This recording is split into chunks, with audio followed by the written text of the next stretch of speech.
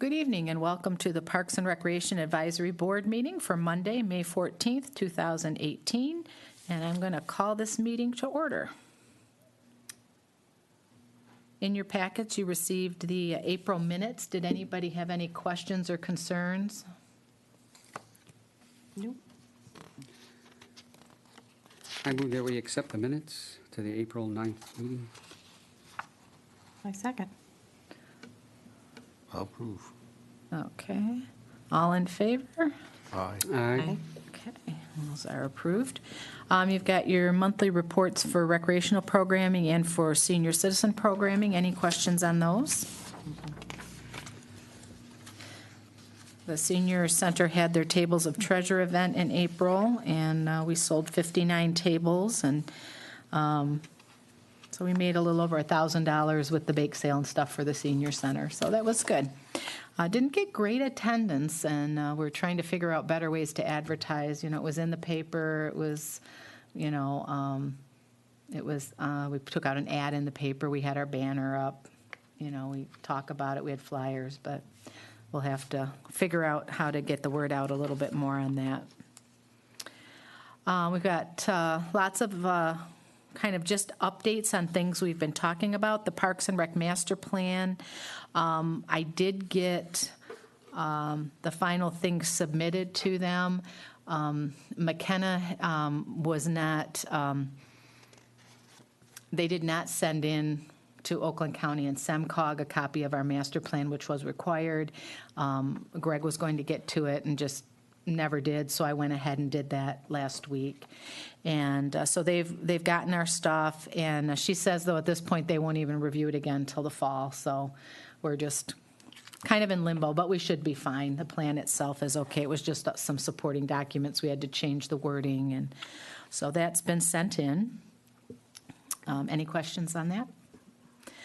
Okay, youth baseball, softball. We've been talking about some of the things that they wanted to see happen and some of the things that they're doing. We did get the electrical put in, a separate electrical switch over there in their one storage area. We are getting the dugout covers built on that north field. DPW is doing it. I know one for sure was done and the other one's close to being done, so we'll have those done. Softball was able to move some of their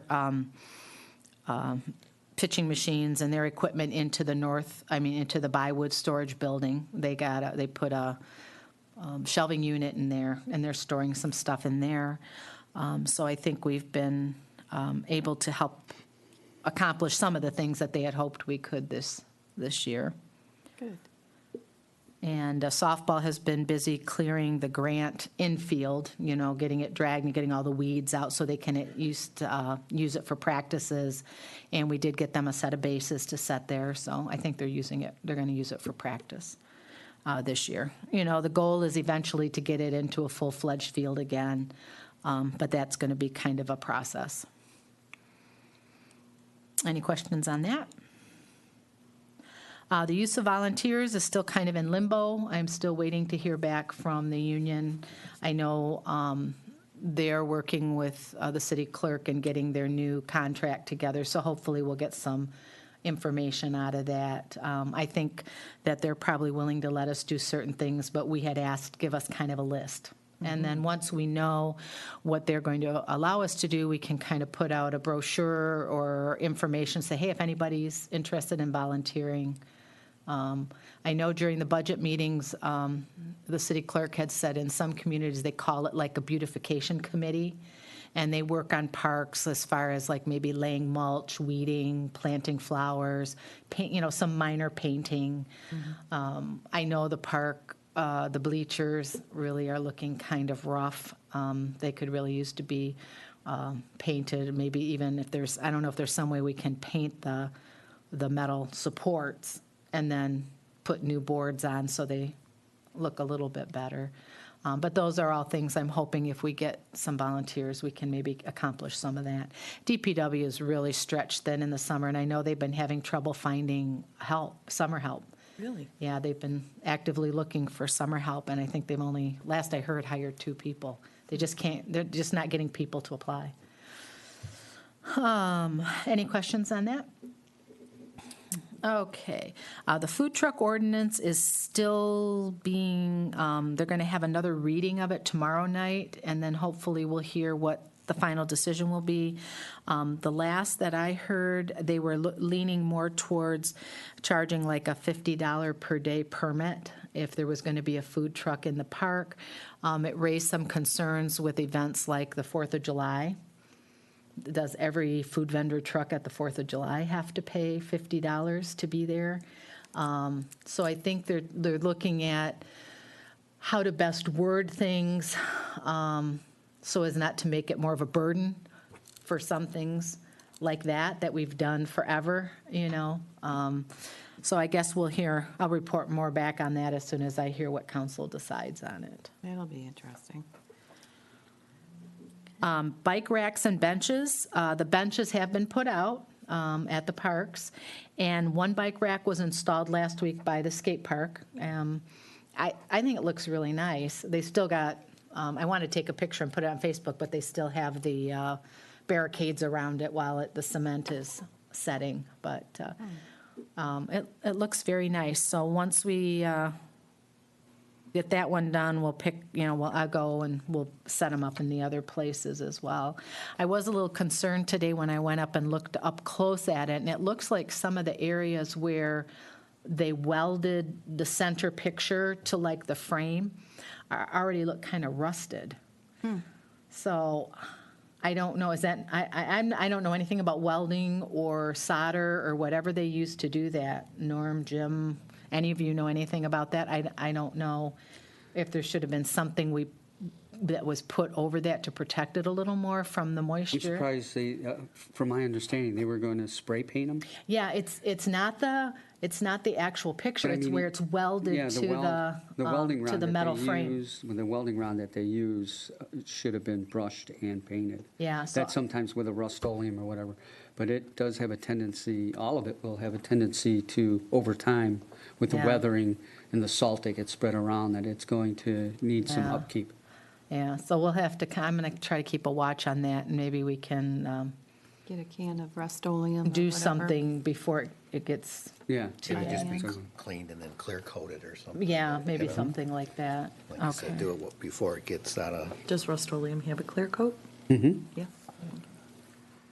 Any other questions on that? Okay. Moving on, just a reminder that the summer beautification judging will be on July 9th. If your home or one of your neighbors' homes, fronts, yards strikes your fancy as extra wonderful, please call the address into the Parks and Recreation Office, 248-589-0334. And we will add those to our list, and when we go out on the 9th, those houses will be looked at and considered in the judging.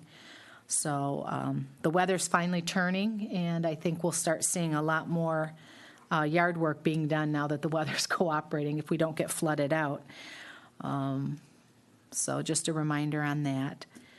Last meeting, Norm had brought in a brochure on prefab park pavilions, or, well, not specifically park pavilions, but pavilions, a smaller unit that we considered possibly using at like Grant Park, or if we wanted to add another one at City Park.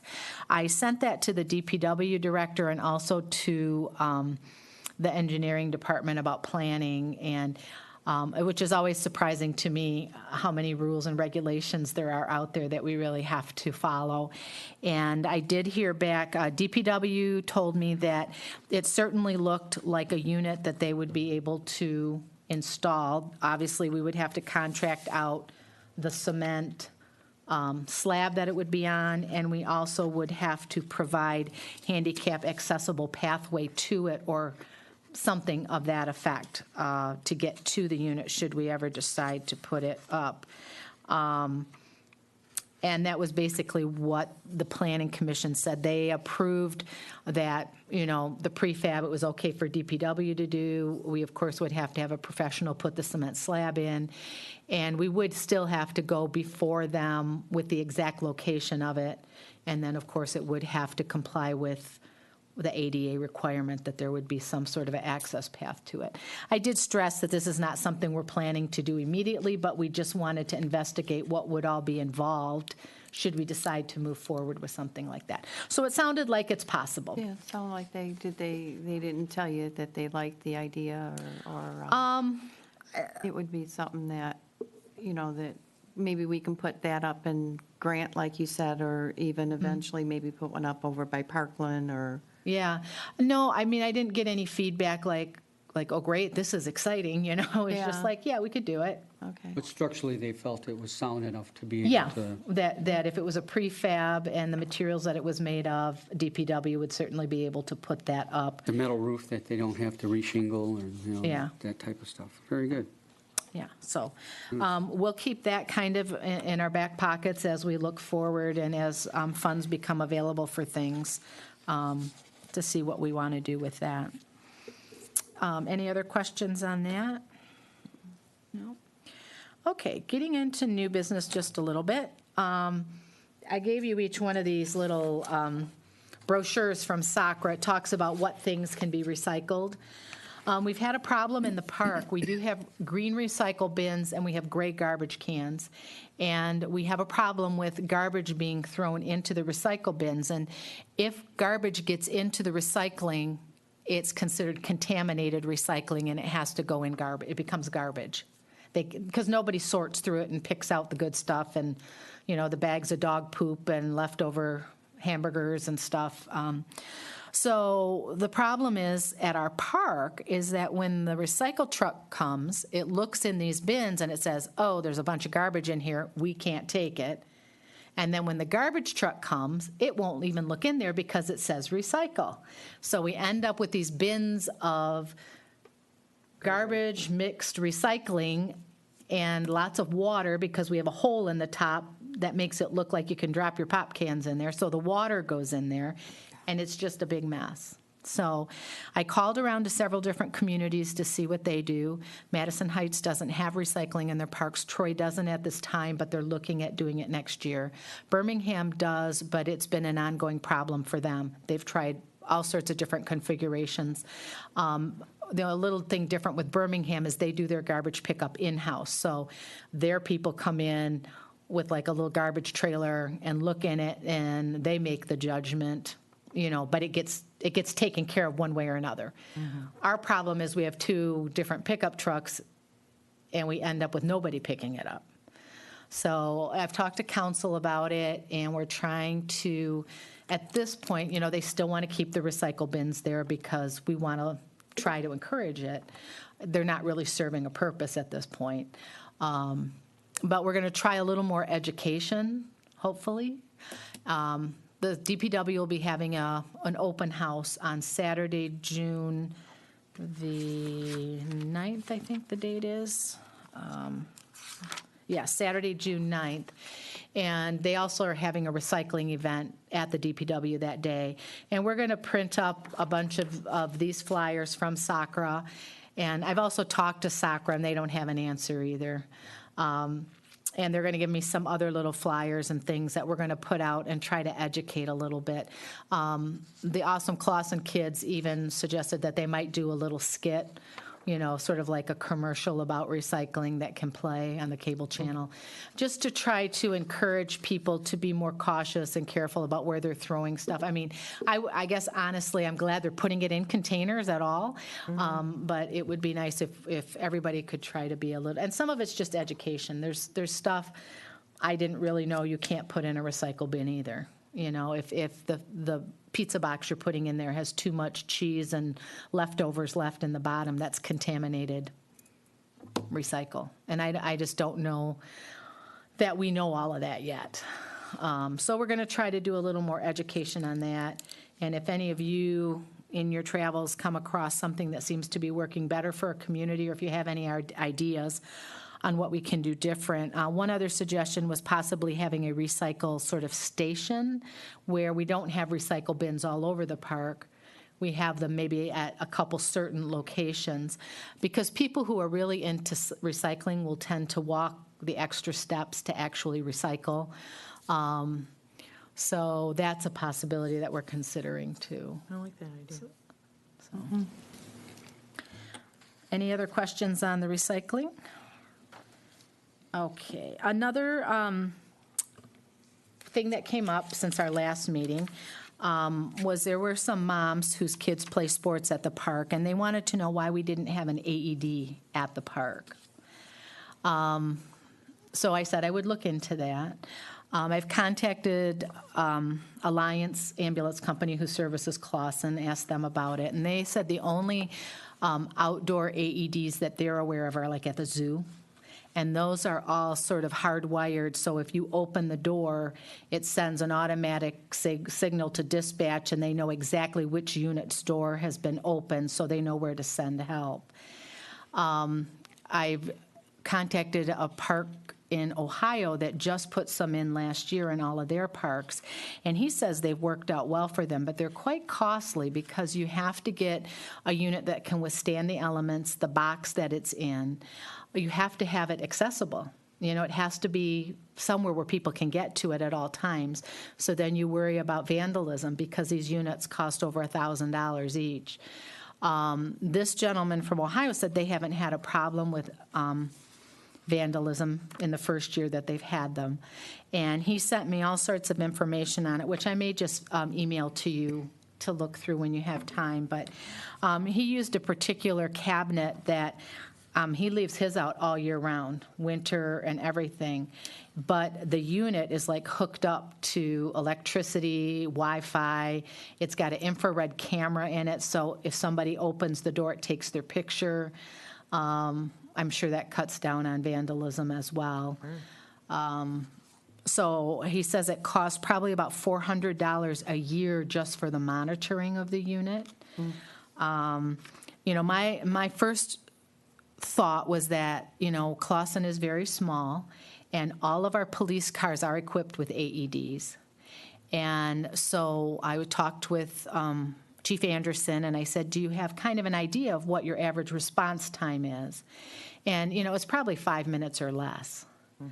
So, you know, you hate to put cost into it because if it saves a life, the cost is Well not worth really it, a right. consideration. But if you figure there was somebody at that Bywood soccer field that goes down, and somebody says, we need an AED, you start CPR, they have to run all the way, because we would probably mount it to the concession stand building. That's the only place that we would have, like, electricity and all that kind of stuff. So somebody has to physically come all the way from there to the Right. AED to And get at it, that and then point, go they all could the way go back. across the street to a house and have them call 911 and, And most people have cell phones. Right. So, I mean, by the time you physically would do that, we probably would have a police officer on site. Right. And if it's attached to electricity, there, The And you're unit taking itself away- has a battery in it. okay, so that's basically charging it.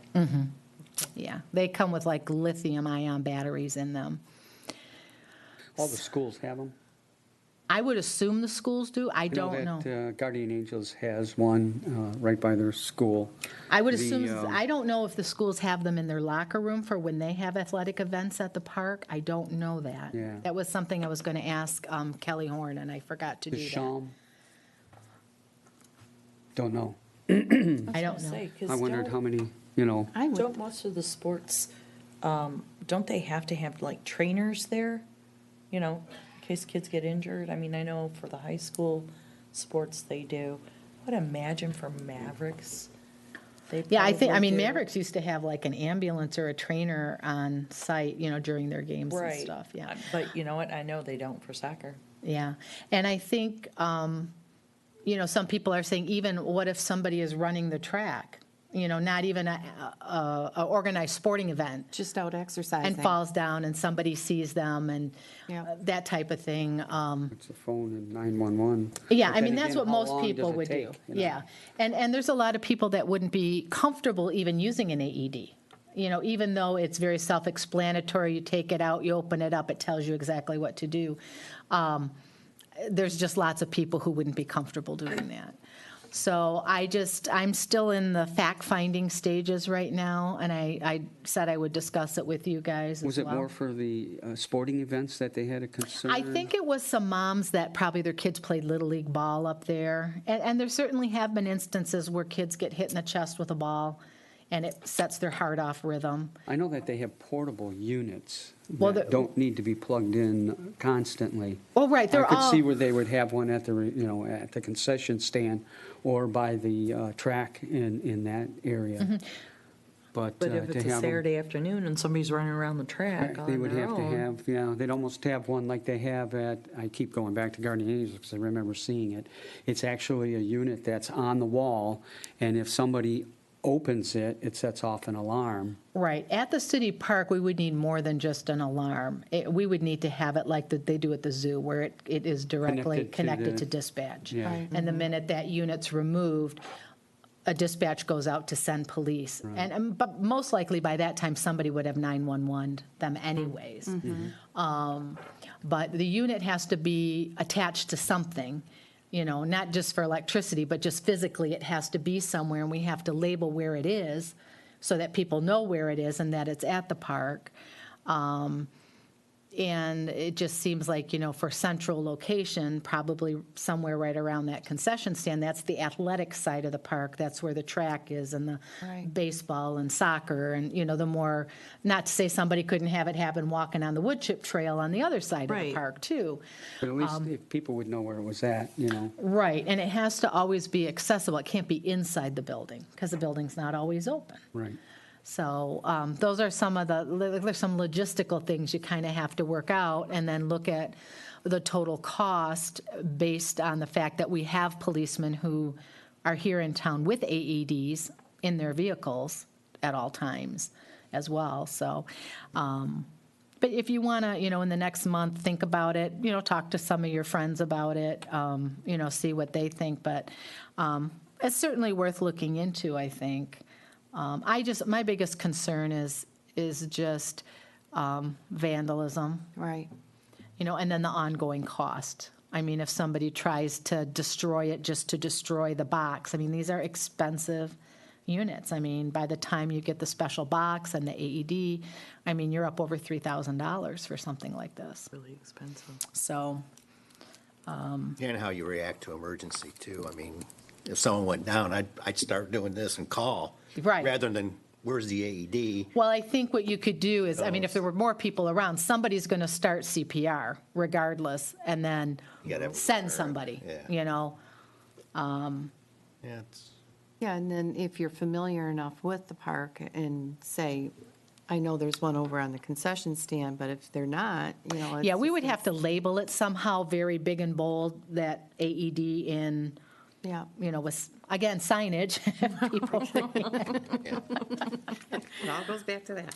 So anyways, people I don't will, I have this whole little brochure about the ones they put in Ohio. I'll email this to you guys, and you can look at it in your leisure and see what you think about it. Any other questions about AED in the park? Nope. I assume year after year, they're going to get these things more and more user-friendly and more simple to use and more, maybe they'll be everywhere. Who knows? Probably at some point it'll be on your cell phone and you just, yeah. Okay. The next thing is I gave you some quotes on some playground equipment.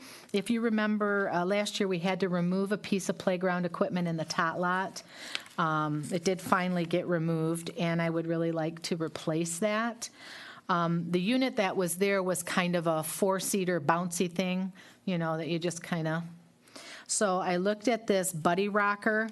There's a picture of it. It's down at the bottom of this one page here. It would fit in the area that was there, and it kind of does the same thing, only more kids can get on it than just the four-seater that we had there before. You can fit 8 people on it. So that was one that was suggested for that area. And then back in 2015, we removed a play structure from the larger play lot where the big play structure is by the pavilion. It was a smaller little, kind of a teetery-tottery type of thing that kids were getting pinched in. Right. And we had to remove that, and we never replaced anything in that place. This 10-spin will fit in that area. And it also, we can actually buy a special seat belt for it. It is handicap-friendly in that you can transfer a child from a wheelchair into it, and then we would purchase, there's a special seat belt that it's like $500 for the special seat belt, but we could get one of those for one of the seats on there. And that would fit in that area. So they're just two pieces that kind of fit the areas that we had and sort of replaced what was there prior.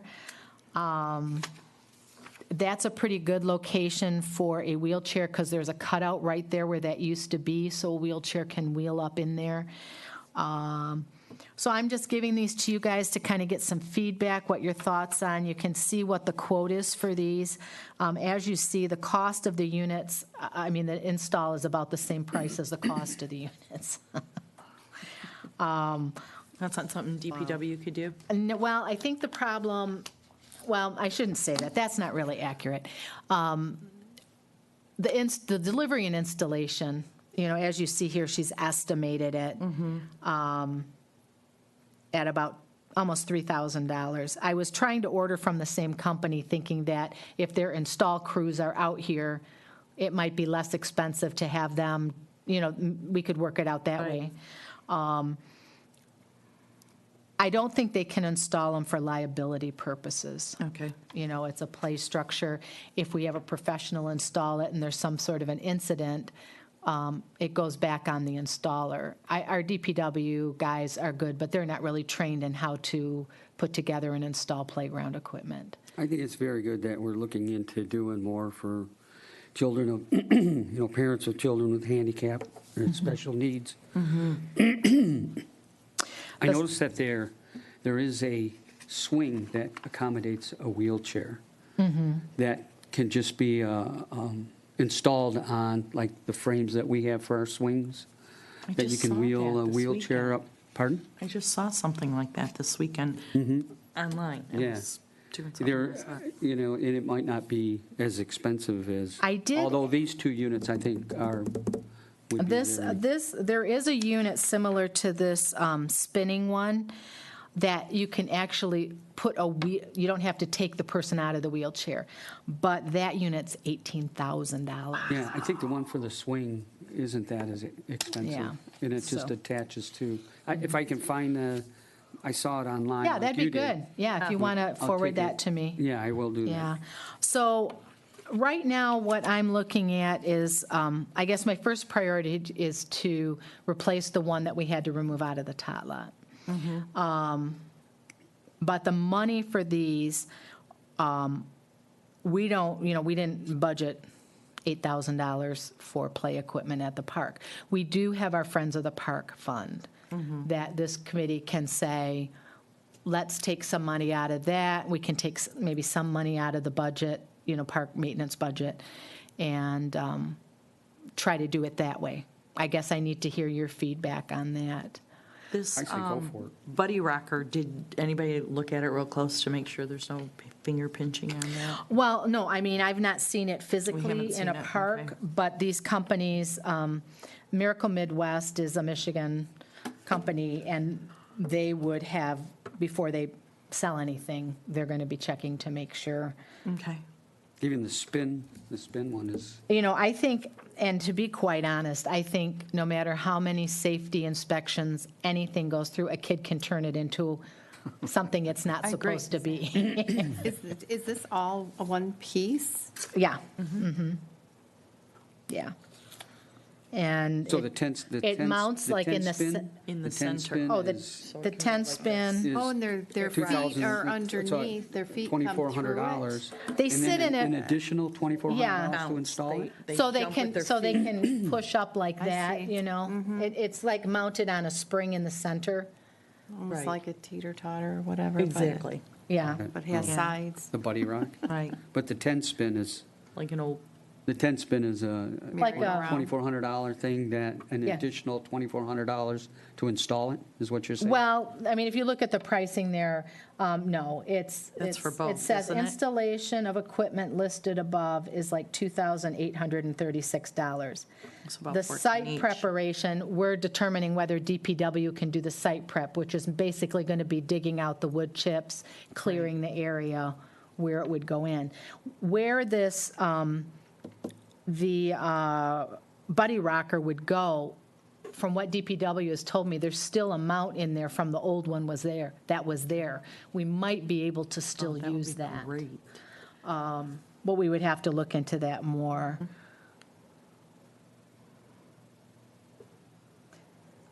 Okay. And because we're over $5,000, we get free freight. That's amazing, huh? Yeah. So, I don't know. I know when I talked with council about it, they want to see this stuff before, and anything over a certain amount, we have to go before them anyways, to get approval for it. So I guess, If you want to, I say that if you want to start with the Buddy Rocker to get that going, and then if we have the funds to go with the 10 spin, okay.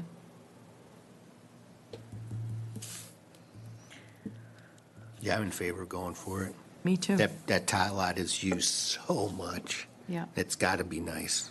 Yeah, Okay. we really need We were to there add more to it. Saturday morning, our grandkids were the only ones on the big play set, but there was, 7, 8 kids in that little tot lot running around, and So what is the recommendation of this board at this point? To go for one unit, just replace the unit in the tot lot is what we're looking at, is what you're thinking? I say just get them both. Get them both if I we think can. that we're better yeah. off doing Is them it a both 10 spin? because I think that would, kids love to Should spin on we, those things. should we get the $500 harness that would allow a wheelchair person to be Most strapped into definitely. it? Well, Yes. If you're I going think to do so. that, if we're going to do it AED, then. yes. Okay. Okay. Yeah, we got to keep that stuff nice, and Make it accessible for. So what I will do then is, I will, well, obviously the next council meeting, not tomorrow night, but the next one, I'll get it on the agenda with them and see if we can get approval from them as well. And, And it says this quote's only good for 30 days, is that what they said? yeah, I think we're okay. She got this to me today, so. Okay. Yeah, these units are kind of on sale right now. But she didn't give me any kind of a, this is urgent, you have to make your mind up right this second. So I will present it to council at the, not tomorrow, but the next council meeting, and with a recommendation from this advisory board that we go ahead with these two pieces of. This also kind of helps with our, what our master plan really was, is trying to make things more handicap accessible to, at least with the one unit. So, okay, great, thank you. The next thing on the agenda was the engineered wood fiber. 2 years ago, we ordered this from a company that came in and sprayed it in. I don't know if you remember that. I got a quote again to do it this year. I need to go around and really evaluate all the playgrounds and see which ones need it the most, because it's expensive. And I think this year, we would have to do Hunter. We're trying to fix up Hunter a little bit. We've got these big holes underneath the swing set, and we really have no ground cover under the swing, so we kind of are talking about getting that done. And I got a quote to have it blown in again, but to do the City Park, the Hunter Park, Grant Park, and Parkland again is like $7,400. So I think what I would probably do is take a look at all of them a little more carefully and see if there's some we could postpone for another year, so it's not such a big chunk of money going out again. At the very least, I would really like to see Hunter done under those swings, if it came to just picking one area. I wish there was some way that they could put, because kids get on those swings and they drag their feet, and no matter what you put down there, they're going to kick it out of the way, and then you've got this little pit that's underneath the swings that, with all the rain we've had, it's It like. puddles. Yeah, we have a moat underneath each swing. That's If there true. was if there was a way to put, we talked about earlier, those play structure pads to, like underneath the swings, that would be more permanent. And then the wood chips around the whole rest of the area. Okay, I can certainly look into that. Yeah. I don't know if that would last longer than Well, it might trying give to it more keep- drainage, the water more drainage to Yeah, what Whatever it happens might if be. I people just- burst or whatever. Just a thought. I don't know if Yeah. that's something that's Yeah, I even think feasible. I think we could certainly look into that, and I guess I would need to find out how do they anchor those so they don't just, somebody doesn't just move them. Right, Yeah. and are they tearable, if they, meaning tear them? Right. If they're With their dragging their feet, feet, yeah. when. Or the kid comes over after a soccer game with his cleats on. and- Yeah, Well, then that nothing's kind gonna of save stuff, yeah. that. Nothing's going to stop that. Okay, that's a good suggestion, though, because we do have that problem at all the swings where it gets wore out underneath. Might be some kind of new technology that Yeah, Every we day have they're something. coming out with Every day, something yeah. new. always coming out with something. Yeah. All right, I'll look into that. Okay, so that takes care of that one. Just a review of the upcoming events, summer's kicking off. We have Fun in the Sun, our summer day camp program will be starting as soon as school lets out. It'll run for 9 weeks this summer. You can get all the information online for that. We have our citywide garage sales coming up the weekend of the 8th, 9th, and 10th of June. If you want to participate, you can call the Parks and Rec office and give them your address, because we'll keep an updated list of addresses participating and what days they're participating. That way, people coming into the community to specifically garage sale can get a list of all the houses that are actually doing it, so you're not just wandering around aimlessly. And They that's can on get the a game website? plan together, to hit up all the houses. So just call the Parks and Rec's office with your address if you'd like to participate in that event. Coming up as well, the library, in conjunction with Parks and Recreation, are going to be having a couple concerts in the gazebo coming up this summer. So you can mark your calendars for Monday, June 18th. The Brunswick Ballers will be at the gazebo to perform. It's a free outdoor concert. You might want to bring your lawn chair. If it rains, we're going to be over at the community center room here. So either way, the concert will go on, outdoors or here in the community center room. And then on the 27th of June is the Ice Cream Social and the Royal Oak Concert Band concert at the park. Again, the concert is free. Bring your lawn chair. The Lions Club will be selling ice cream sundaes. It's always a nice evening at the park. And then we will have another gazebo concert on Monday, August 13th. And then we also will have another concert in the park on August 8th. Mike Warren, Realtor, he did that last year. He co-sponsored a concert in the park with Parks and Recreation, and is going to be doing that again this year. So we'll have 4 opportunities to enjoy concerts in various places around the city. So some fun things coming up. Of course, all the annual 4th of July stuff will be coming up. They've updated their website, so if you get the opportunity to go online, you can see all the events that are happening with that. Do you have any other comments, questions, or concerns? Officially, we have to open it up for public comment.